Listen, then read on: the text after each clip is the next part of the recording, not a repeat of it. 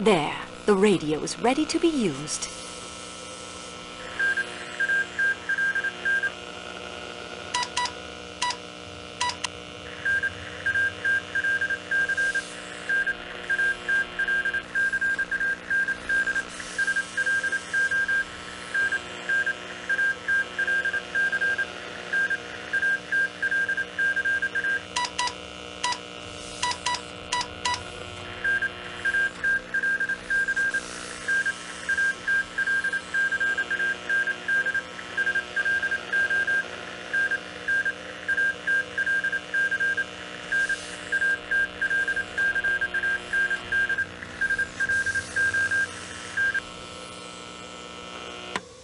That will save the cell from draining while I'm not using it.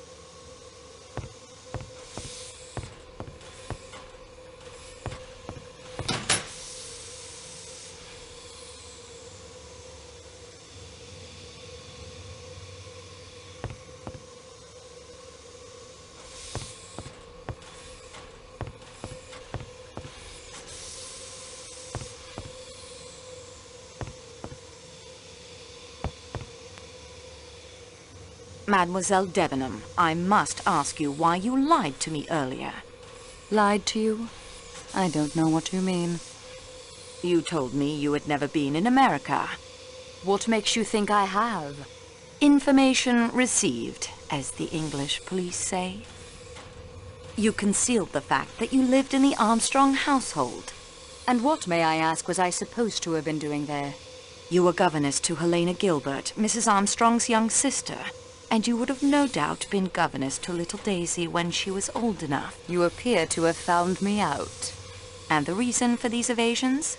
I have my living to get. You must know how hard it is for a girl to get and keep decent employment. I had been detained and questioned in connection with a murder case. Do you think that any nice, ordinary, middle-class Englishwoman would want to engage a girl with those references as governess to her daughters? Even if no blame attached to you, there would be the publicity. Yes, we have it hard enough getting on, don't we? Without all of that additional baggage. I understand very well. I thought you would know what it is like. I am the hardest working employee in the office, yet I remain at the lowest wages. And I've worried more than once how my employer, Monsieur Booth, will react when he learns of the avalanche, Monsieur Poirot's accident. Oh, the murder. I'm not to blame, but somehow you will be blamed. It's not fair. It's just the way things are. You could have helped the investigation. How? Is it possible, Mademoiselle Debenham? Call me Mary, please. Mary, is it possible you did not recognize Countess Andrigny? Recognize her? From the society pages, you mean? She is Helena Gilbert, the young sister whom you taught in New York. Helena. It is true she reminded me of someone. It puzzled me. But she looks so different now. So elegant. How could I connect her with a little American schoolgirl? I admit I looked more closely at her clothes than her face, and I had my own preoccupations. Not now, when it's all over, when it's behind us. Antoinette, those words refer to a private matter of my own. I can't tell you. I can't. That will do for now, mademoiselle.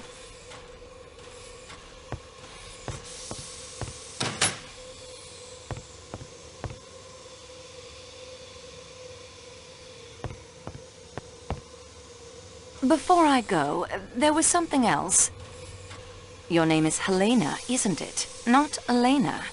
You are Helena Maria Gilbert, are you not? Sonia Armstrong's sister, Linda Arden's daughter? I demand, mademoiselle, to know what right you... No, Rudolph. It is useless to deny what Mademoiselle Marceau says. It is quite true, Mademoiselle. I am Helena Gilbert, the youngest sister of Sonia Armstrong. Merci, Monsieur le Comte. Now that you know who I am, you will, of course, draw your own conclusions.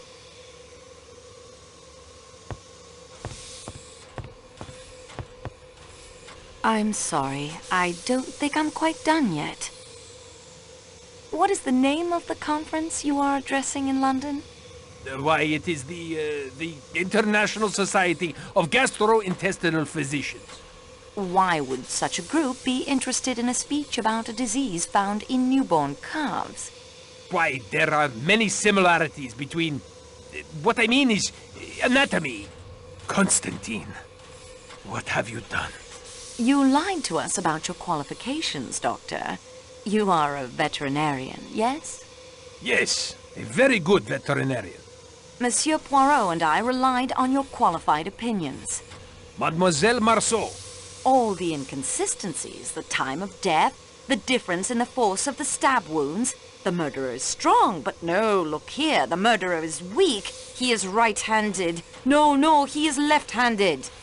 Have you considered he may have held a knife in each hand? Doctor, enough. All of it can be explained away with the simple fact that you did not know what you were doing. Mademoiselle, all of my training was to become a medical doctor, to treat human disease and to save human lives. Then, I come from a poor family. I had not the money to finish my studies. The best I could accomplish was doctor of animals. When Monsieur Poirot was told there was doctor on the train, I saw an opportunity to prove myself. Not to you, you understand. To me. But your evidence... I swear to you, every observation I made, every conclusion I reached will be verified by any doctor who examines the body. Further, by my acting while the murder was as yet not too long in the past, I may very well have seen more than any doctor coming to the case days or even hours later. I did lie about my degree. I did not lie about my ability. You may rely on everything I have told to you. Yes, even with all the inconsistencies, you have the correct medical evidence before you. My speech may actually present a breakthrough, mademoiselle. I am not just a veterinarian. I am a scientist, a seeker of truth, just like you.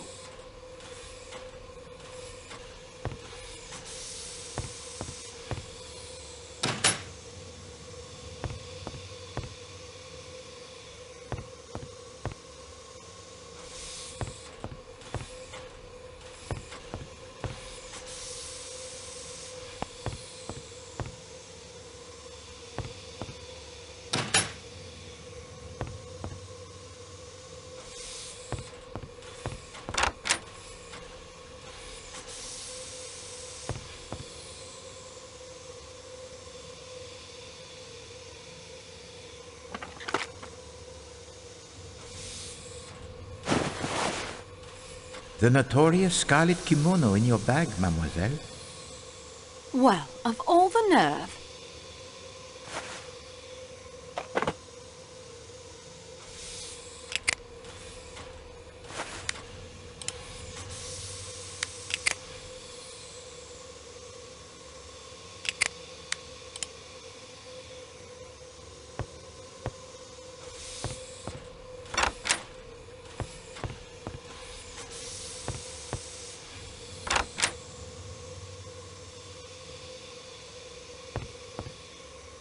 Ah, your return. So is there more to report to me, mademoiselle? It occurs to me in spite of everything that the murder may not have to do with the Armstrong case at all. We have much evidence pointing to the existence of an outsider aboard the train. One who disguises himself, uses stilettos to kill, then vanishes into the snow. What do you think? Or he could be out there in a frozen snowdrift or lying broken at the bottom of a rocky ravine. The body may never be found until the spring thaw. I enjoy the investigation, monsieur. I certainly do not enjoy the fact that a man's been killed. And that is everything I have discovered so far. We progress, mademoiselle. Let us see what we can learn. Countess Adreni's maiden name is Gilbert. Not a very Hungarian name, that. Her accent is more American than Hungarian. The scarlet kimono turns up in my luggage. I swear to you it does not belong to me. Oh, mademoiselle, I have no doubt of that. You have vigorously pursued its owner's identity. No, no, no. It is a defiance, you understand? It is a gauntlet thrown down. Very well. We take it up. Countess Andrenyi is Helena Gilbert, Sonia Armstrong's sister. Ah, oui. It is easy to see why her devoted husband would try to hide that fact. Her account of the Armstrong household is of the greatest interest. Please to go over the points of her testimony that struck you. Barnaby confirms Colonel Arbuthnot served with Colonel Armstrong. Oui, the Royal Northumberland Fusiliers, a regiment most distinguished. Barnaby has discovered that the last name of the Armstrong cook was Schmidt. All of her ladies have said that she was a wonderful cook. Dr. Constantine is a veterinarian. The only man on the train who answers the description of Ratchet's unknown enemy, and that is his only secret? Bah! Pierre Michel has no family. Never married, parents dead, his sister, her husband, and a niece dead in the car crash? Oh, this is enough to explain the sadness that haunts him, and yet he carries the happy family photograph with him, a wife and a child. The nursemaid's full name was Suzanne Ferrier. French. Yet no apparent connection to any of the others involved in that case. Ah, well, not every clue will lead somewhere. Cyrus Hardman has worked for McNeil's for almost 15 years. I wonder. The father of Linda Arden's children was named Gilbert. No marriage, just children. Ah, the smart set is often not so smart, I think. I have all the pieces. All that remains is for me to assemble them properly. Très bien, mademoiselle. You have done well. Mademoiselle Marceau, you will recall my observation to you of the many classes and nationalities one meets when traveling. Yes, of course. Try to imagine whether such an assembly would ever likely to be collected under any other conditions. In America? Wait, the great melting pan of America. Melting pot. This is the answer I made to myself as well. Only in America you might find a household composed of such varied nationalities. And what do we discover here? Such a household has recreated itself aboard this train. A household damaged almost beyond recovery 10 years ago by the man Ratchet. And so we near the end of at least one journey. Please to assemble our fellow passengers in the salon car. Oh, and please also to send for Michel and Dr. Constantine. I will need their assistance to convey me to the salon car. You will present your solution? I will offer 3 solutions. You, mademoiselle, will decide which of them will best serve justice. Eh bien, messieurs, we have before us a most delicate operation. Transferring the person of Poirot to the salon car, where the suspects, they are all assembled. Poirot is ready for the ordeal.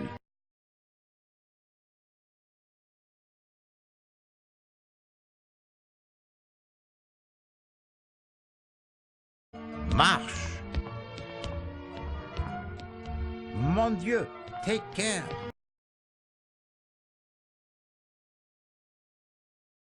Beware of Greeks bearing gifts.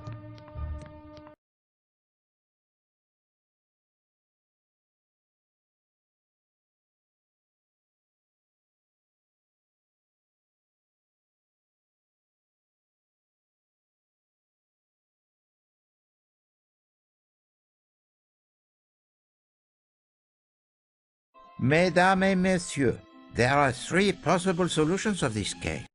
There is the solution concocted for the benefit of the Yugoslavian police, who were expected to take up the investigation. A little play that was then embellished with several improvisations, when I, Hercule Poirot, unexpectedly appeared on the stage. Then there is a solution that reveals the most careful plotting of a truly brilliant mastermind.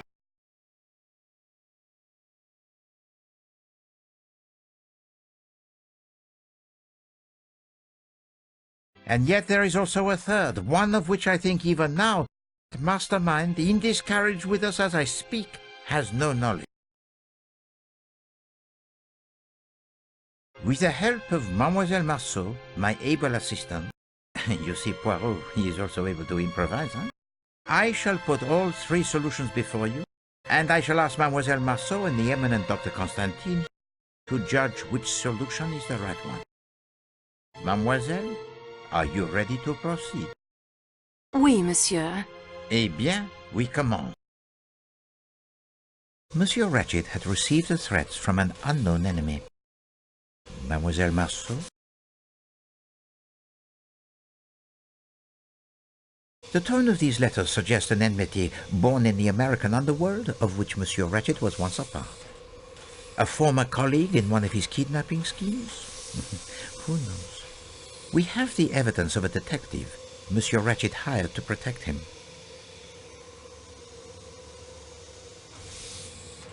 The detective is Cyrus Hardman, posing as a salesman of typewriter ribbons. The evidence of Monsieur Hardman, who is indeed a detective hired to protect Monsieur Ratchet, gives to us a description of a small, dark man with a womanish voice. Except for the voice, this description would only fit 2 men on this train. Matteo, the Athens-Paris coach attendant, and Dr. Constantine. Yet Monsieur Hardman's vigilance during the night shows that no one could have passed from the Athens-Paris coach to the Calais coach without his seeing them. So anyone in that coach must be exonerated. The enemy actually came aboard the train at Belgrade one of 2 ways. Through the door left unbolted by Monsieur McQueen. This enemy was disguised, leaving behind a button in Madame Hubbard's room when he used her connecting door. Mademoiselle, the disguise?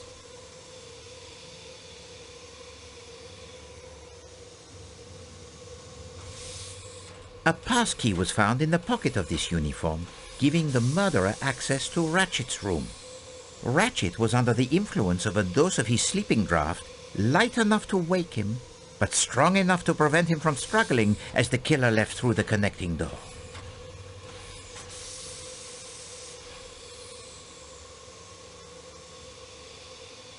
Masterman confirmed the dosage of the sleeping draught.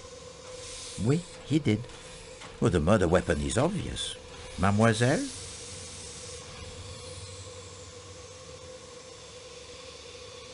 It is a stiletto, the type of knife carried by the criminal type in America called the mafiosi. The killer planned to leave the train at the next station after committing his crime.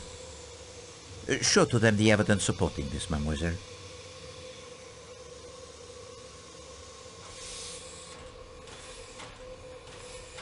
Exact. The avalanche prevented him from reaching Broad. Even so, he went through with the crime and then hid himself.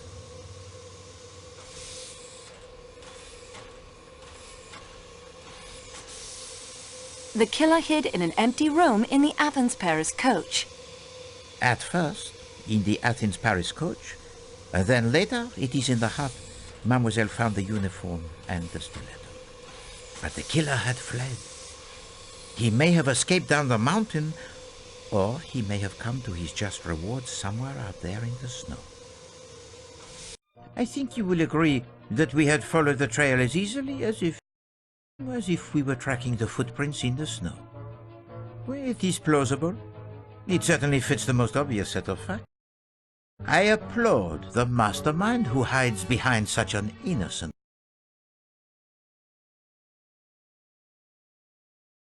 The second solution asked more of the little Gressels, not only of Poirot, but those of Mademoiselle Marceau and Dr. Constantine as well. It was hidden most carefully. The unlikely accident of a means of communicating with the outside world, a part filled most ably by my dear friend Barnaby, made the truth, or at least part of it, easier to uncover. But I flatter myself that enough clues were found right here on this train that such communications were almost always but collaborations of conclusions that I had already reached. So, mademoiselle, we will begin again. First, I will speak to you of time. When did Monsieur Ratchet meet his end? I suspect Mademoiselle Marceau has the theory.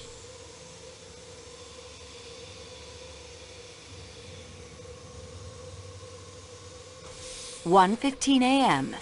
The watch was broken during the attack, and Madame Hubbard heard the killer in her compartment only moments later." Let us examine each possibility in turn. 10:40 p.m. or earlier? No, I think not. Mademoiselle Olsen spoke to Ratchet from the doorway at 10:40 p.m., but she never went inside. It conjures the image most bizarre of her throwing a knife at him 12 times from the doorway. And how does she retrieve it? Is there string attached to the handle? No, that is a solution of a most lurid sort.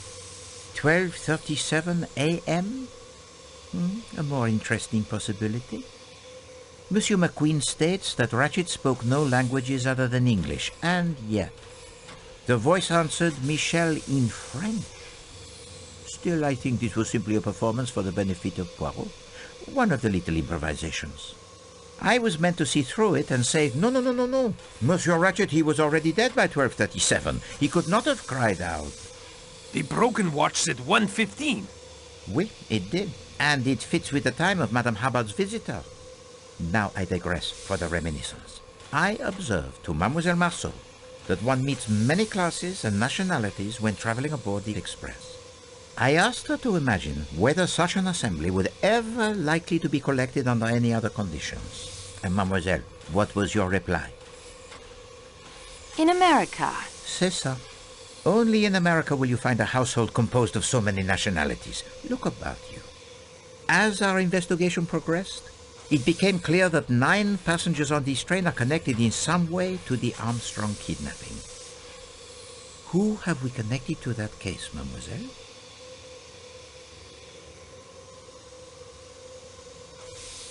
Countess Andrenyi, Mary Debenham, Princess Dragomirov, Antonio Foscarelli,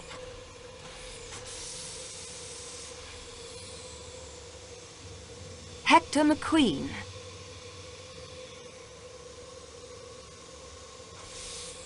Colonel Arbuthnot, Edward Masterman, Greta Olson, Hildegard Schmidt,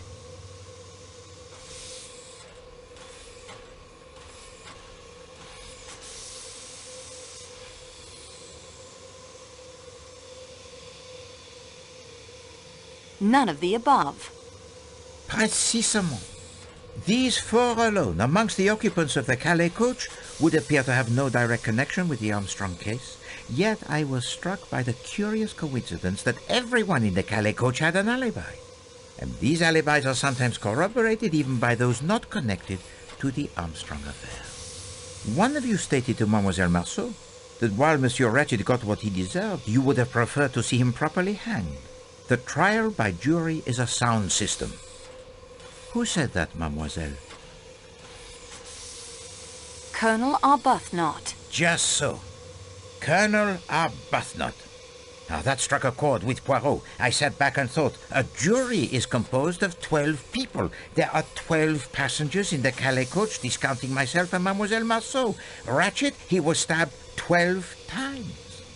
And the reason the Calais coach was filled in the middle of the winter was explained.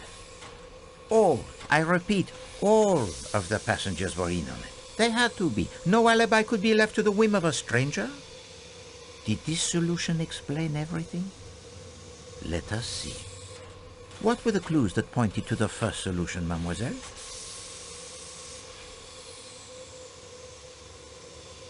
All of these clues agree with the first solution. Oui. And now, of course, my attention focused on Monsieur Hartmann, for he, the apparent outsider, had provided a key element in this artificial solution of an unknown enemy. How to explain his complicity? And then I remembered that Mademoiselle Marceau had told to me 2 suggestive moments during 2 different interviews with Monsieur Hartmann. When he said the snow was bright. Mais oui. The snow has not been very bright today. The sky, it is overcast. And in his apology, he mentions his fondness for French girls. Countess Andrenier told us that the nursemaid, she was French. Her name was Suzanne. Our young friend Barnaby Lewis confirms via the ham radio that her full name was Suzanne Ferrier, and that she was born near Paris. So, it is not so much a leap, I think, to wonder if perhaps the man from New York and the French girl working there might not have formed the attachment. I've been a detective for almost 20 years, Monsieur Poirot, but I'm in admiration of you. Yeah, Suzanne and I were going to ask her uncle if we could get hitched. He was her guardian. And the kidnapping and everything. It was too much for her. Her uncle, monsieur? And his name? Oh, jeez, I can't say I remember. A detective for almost 20 years? And you never even knew the name of your fiancé's guardian? No, probably got it written down somewhere back in New York. Enough of this foolishness. I can guess his name right now, and so I expect can Mademoiselle Marceau. Monsieur Ferrier. The picture in your valise, it is that of you, your sister, and her daughter Suzanne? Oui, monsieur. After my sister and her husband died in a car crash, I raised Suzanne as my own child. And so, that leaves only one. Me? If your tenant is one of your killers, Mr. Poirot, that makes you 12. You don't need me. No, madame. I have come to the odd conclusion that the person who has taken no part in the crime is the one who would be considered most likely to do so. I refer to Countess Andrenier. Her husband swore on his honor she did not leave her room last night. A count from a noble family? A rising young star in the Hungarian diplomatic service? Such a man does not swear upon his honor lightly. No, it is much more probable that he tells the truth. And it is the devoted husband who, so to speak, takes his wife's place. So you see, madame, we are back to 11 without you. Well, I never. Wait until my daughter hears about this. Why not tell her now? She is sitting there right beside you, Madame Adam. You are the instigator, or the director, I should say, of this entire performance. You, who Mademoiselle Debenham so rightly called the strongest character among us. And there you have it. Does this second solution explain everything? Let us see. Mademoiselle Marceau, what was the real murder weapon?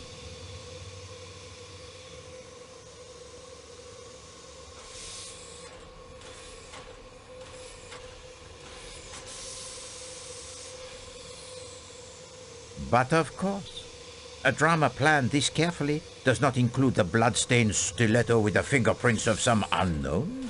No, that is merely a prop, as were the 2 threatening letters.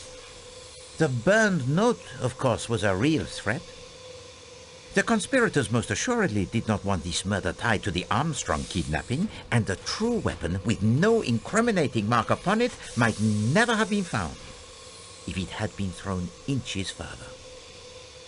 Bloody steak knives aren't balanced properly for throwing. My hat's off to you, though, Miss Marceau. When I saw where it landed, I wasn't about to crawl out there and end up at the bottom of that ravine. Took some nerve doing what you did, and there's no denying it. Hear, hear. So, the improbable differences in the stab wounds is now explained. 2 so-called clues were dropped in the dead man's compartment. Mademoiselle?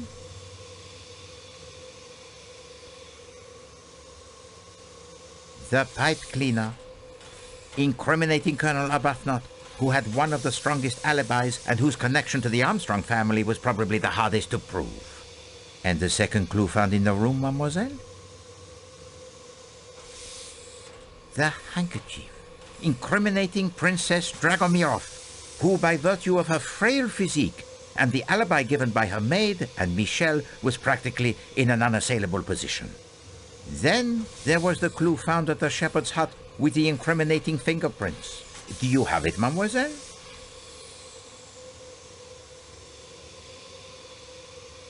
With Matteo's incriminating fingerprints on it. Not precisely cricket, you know, Tonio, to incriminate an innocent man. Cyrus could swear Matteo had not entered the Calais coach. Michel informed us the radio was in the baggage car. and I went to put it out of commission. I did not want to destroy the equipment. It must have taken him much saving to purchase. So I only smashed the telegraph key. Signorina, you are a miracle worker for sure. To get the radio working again. I know about these things. That was a stroke of a genius. Stick to the point, Monsieur Foscarelli. With great pleasure. The padlock was just hanging there. I found the snowshoes earlier, and then the shepherd's hut. I was supposed to find a good place for the uniform and the stiletto, and the hut was perfect. But I had to break the lock to enter. All I did was go and get the padlock on the radio crate. I didn't mean to point the finger at Matteo. The other red herring was not a herring at all, but it was certainly red. Mademoiselle? And then to put it in my valise was not a nice trick. The kimono is mine, monsieur. And mademoiselle, I had no intention of trying to incriminate you. I had to put it someplace, and I thought it would be amusing if you found it there.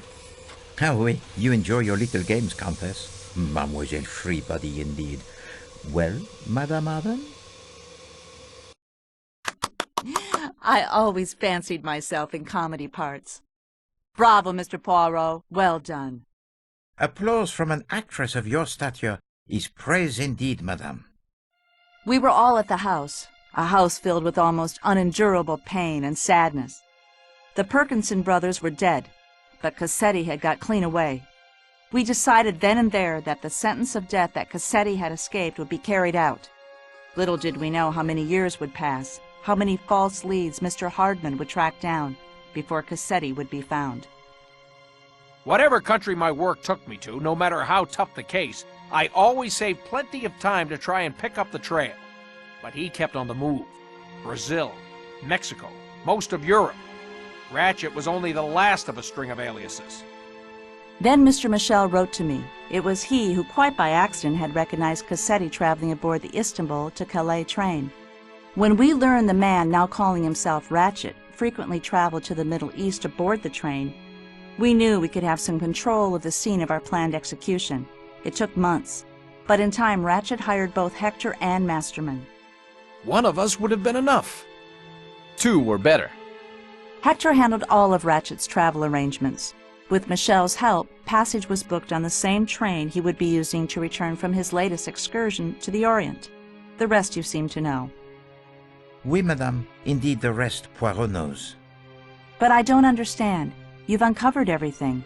We know we did it. How can there be another solution? Simplicity itself. There is among you one who is not who he pretends to be.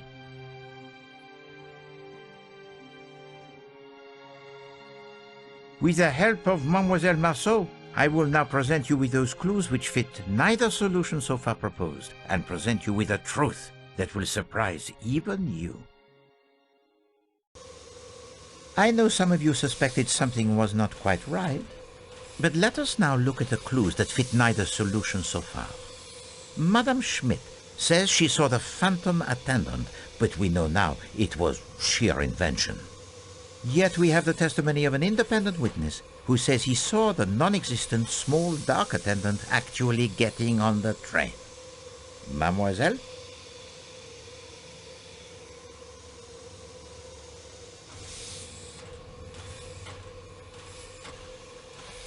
The engineer. Oui, the engineer while the train was in the Belgrade station. And then there is the crate of Monsieur Ratchet and its unknown occupant. What clues associate themselves with that crate, mademoiselle? The pile of books. Oui, the uniform I think worn by the person the engineer saw. The pile of books mademoiselle believes were useful in the planning of the crime, yet no one has mentioned them. And the fact that the person with access to that key would be in the best position to tell us something of the occupant of that crate. And lastly, there is the little matter of the kidnapping of Mademoiselle Marceau.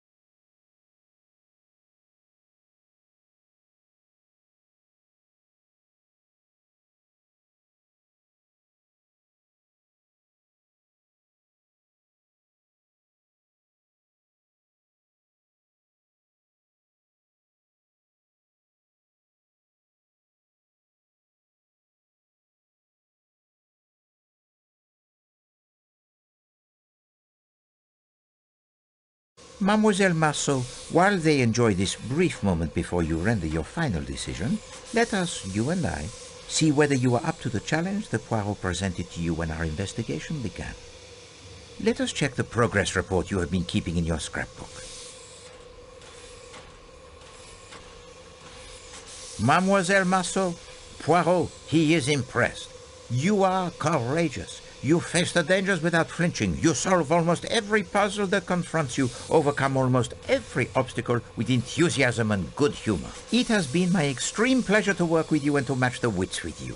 I am sure that with the knowledge you now have of my methods, you could do even better, should you ever find yourself faced with another mystery to solve.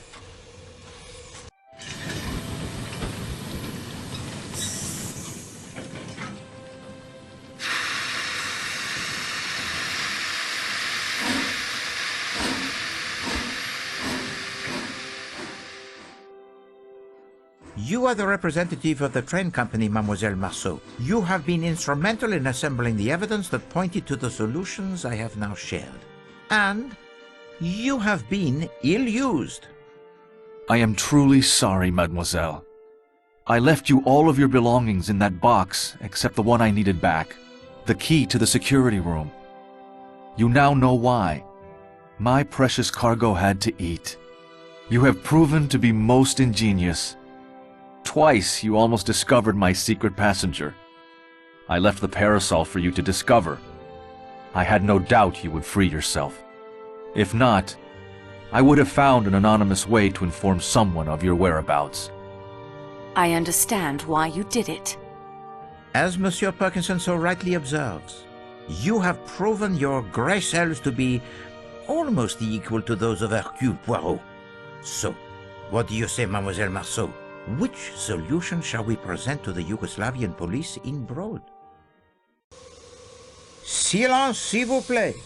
It is now time to hear what Mademoiselle Marceau has decided. Here are my thoughts on the first solution. It is not the truth, but fits the facts, at least one set of facts, and it will be the simplest by far to explain. My opinion of the second solution is this. It is at least most of the truth, as much as 12 people in this car knew. They are self-confessed murderers, and yet, no, that word is wrong. Justice was done here. Of a kind, perhaps not the justice I would have preferred. In that, I agree with Colonel Arbuthnot. But still, can there be anyone, knowing Ratchet and knowing these people as well as I now do after only a few hours, who can't see the rightness of their cause? These are my feelings about the third solution. It is the whole truth. More heartache than even these 12 people knew. And it must stop somewhere, mustn't it? There are lives to build and rebuild here. I think of Greta's words on her postcard, and of the family that had one last day in the sun at Coney Island before the storm engulfed them. I think they all, including Monsieur Parkinson, deserve a chance in the sun again. Therefore, it is my belief, Monsieur Poirot, the first theory you put forward was the correct one. An unknown enemy of Monsieur Ratchet, whom the murdered man feared, sneaked aboard the train disguised as an attendant and is responsible for the murder. Unfortunately, he is still at large, or lies frozen in a snowbank somewhere awaiting the spring thaw. I suggest that is the solution we offer to the Yugoslavian police when we arrive in Broad. Dr. Constantine? Even if I did not owe you and Mademoiselle Marceau so much, I have learned to leave such matters to those best qualified to decide. Accept Mademoiselle Marceau's decision. Why? Exactly. My view, what did I...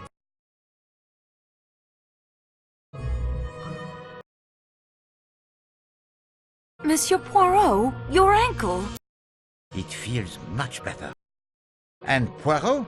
He has been cooped up in his room far too long. He has the need of some fresh air.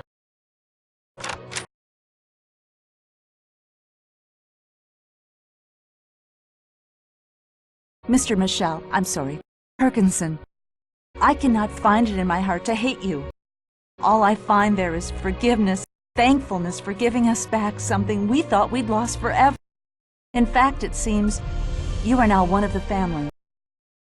Thank you. Daisy, child, my dear, I am your grandmother.